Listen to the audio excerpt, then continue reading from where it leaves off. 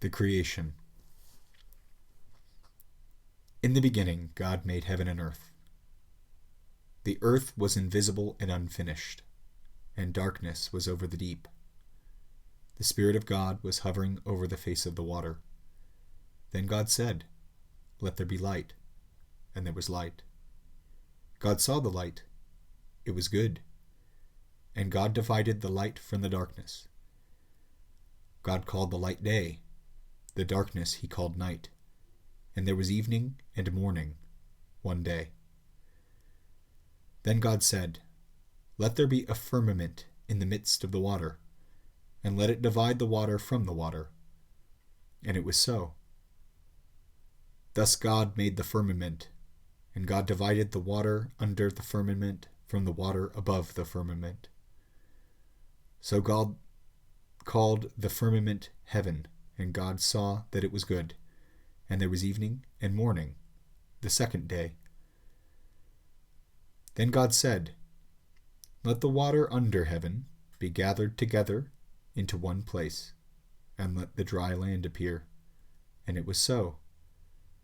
The water under heaven was gathered into its places, and the dry land appeared. So God called the dry land earth, and the gathering together of the waters he called seas. And God saw that it was good. Then God said, "Let the water bring forth the herb of grass, bearing seed according to its kind and likeness. Let the fruit tree bear fruit, whose seed is in itself according to its kind on earth." And it was so. Thus the earth brought forth the herb of grass, bearing seed according to its kind and likeness. The fruit tree bore fruit, whose seed is in itself according to its kind on earth. God saw that it was good. So evening and morning were the third day. Then God said, "Let there be lights in the firmament of heaven for illumination to divide the day from night. Let them be for signs and seasons, and for days and years. Let them be for illumination in the firmament of heaven to give light on the earth." And it was so. Then God made two great lights, the greater light to rule the day, and the lesser light to rule the night. He made the stars also. God set them in the firmament of heaven to give light on the earth, and to rule over the day and over the night, and to divide the light from the darkness. God saw that it was good. So evening and morning were the fourth day.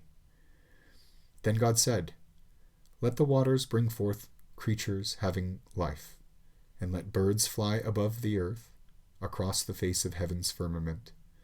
It was so. Thus God made great sea creatures and every living thing that moves with which the waters abounded according to their kind, and every winged bird according to its kind. God saw that it was good. God blessed them, saying, "Be fruitful and multiply, and fill the waters in the seas, and let birds multiply on earth." So evening and morning were the fifth day. Then God said, "Let the earth bring forth the living creature according to its kind, the quadrupeds, the creeping things, and the wild animals of the earth according to their kind." And it was so. So God made the wild animals of the earth according to their kind, and the cattle according to their kind, and all the creeping things on earth according to their kind.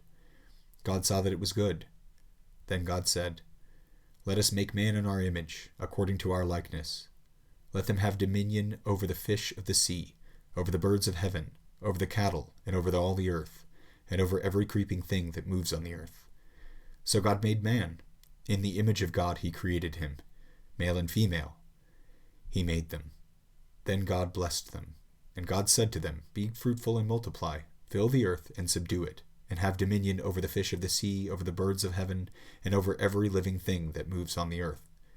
Then God said, "Behold, I have given you every seed-bearing herb that sows seed on the face of all the earth, and every tree whose fruit yields seed, to you it shall be for food. I also give every green plant as food for all the wild animals of the earth, for all the birds of heaven, for everything that creeps on the earth in which is the breath of life." And it was so. Then God saw everything he had made, and indeed it was very good.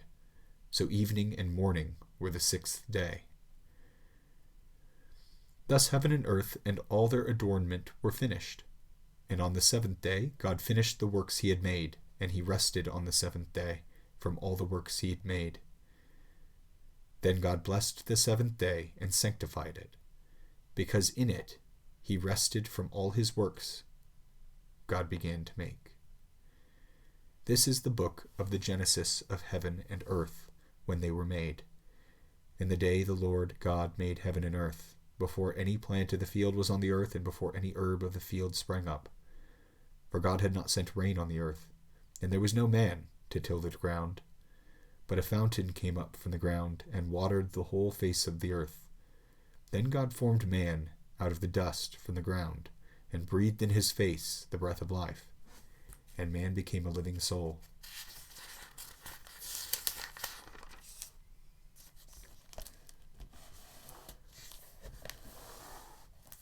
Then the Lord God planted a garden eastward in Eden, and there he put the man he formed. Besides this, God caused every tree beautiful to the sight and good for food to grow from the ground. Also in the middle of the garden were the tree of life and the tree of learning, of the knowledge of good and evil. Now a river went out of Eden to water the garden, and from there it separated into 4 heads. The name of the first was Pishon. It circles all the land of Havilah, where there is gold, and the gold of that land is good. The carbuncle and emerald are there as well. The name of the second river is Gihon. It circles all the land of Ethiopia. The name of the third river is Tigris. It flows over against the Assyrians. And the fourth river is Euphrates. Then the Lord God took the man he formed and put him in the garden to tend and keep it. And the Lord God commanded Adam, saying, You may eat food from every tree in the garden, but from the tree of the knowledge of good and evil you may not eat, for in whatever day you eat from it you shall die by death. And the Lord God said, It is not good for man to be alone. I will make him a helper comparable to him. Also God formed out of the ground all the wild animals of the field and all the birds of heaven, and brought them to Adam to see what he would call them. Thus whatever Adam called each living creature, that was its name. So Adam gave animals to all the cattle. God gave names to all the cattle, to all the birds of heaven, and to all the wild animals of the field. But for Adam there was not found a helper comparable to him. Thus God brought a trance upon Adam, and he slept. And he took one of his ribs, and filled up the flesh in its place. Then the Lord God built the rib he took from Adam into a woman, and brought her to him. So Adam said, This is now bone of my bones and flesh of my flesh. She shall be called woman, because she was taken out of man. For this reason a man shall leave his father and mother, and be joined to his wife, and the two shall become one flesh. Now the two were naked, because both Adam and his wife, and were not ashamed.